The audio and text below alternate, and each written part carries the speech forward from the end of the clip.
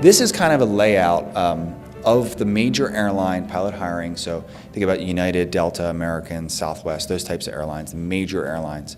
How many pilots they've hired since 1985.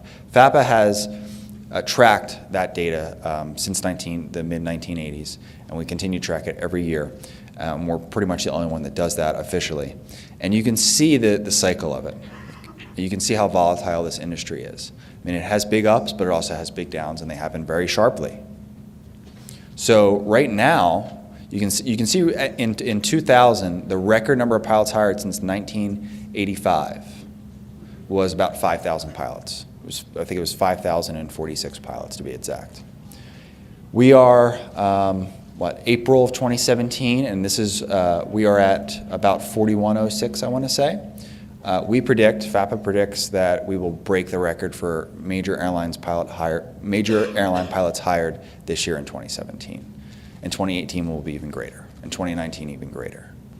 Just to look at some more data to kind of tail this out, Boeing, the world's largest aircraft manufacturer, does a almost annual study, and they predict how many airplanes are going to be required throughout the world. Obviously, it affects them directly.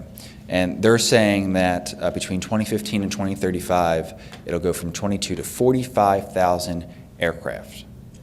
Now, how that translates to actual pilot demand, well, you can break it down by region, and this is the number of pilots that will be new pilots that will be required between 2016 and 2034, about the same time frame. So 617,000 new pilots. Again, that same type of seniority thing. If you can get in on the ground floor, which is what we're all talking about right now, you can ride that wave all the way to the top. Another point of note here is looking at where those big numbers are. So the Asia Pacific area, obviously us in North America, a lot of growth.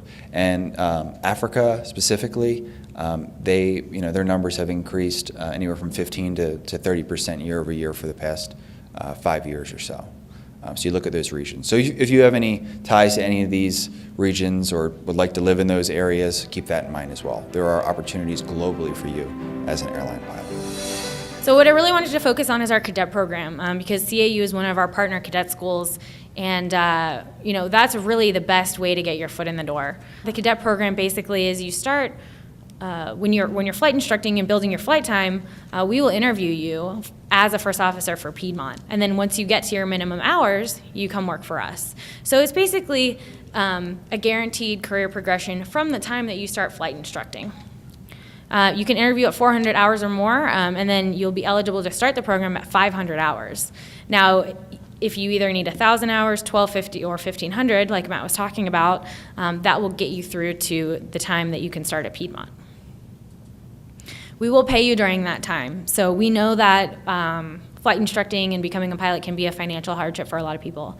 We are trying to encourage people to get to that point where they can become an airline pilot. So we are supplementing your flight training with paying you while you're flight instructing. So not only are you getting paid by CAU for your time instructing students, but we will also reward you with a stipend every 100 or so hours that you accumulate as a flight instructor. These are all of our partner schools. So CAU obviously is here today, and they will be answering your questions and helping you out with that. We also have several other schools throughout the country. So if you're not located on the West Coast and you'd rather partner with the school on the East Coast or somewhere in the South, we can definitely accommodate you for that.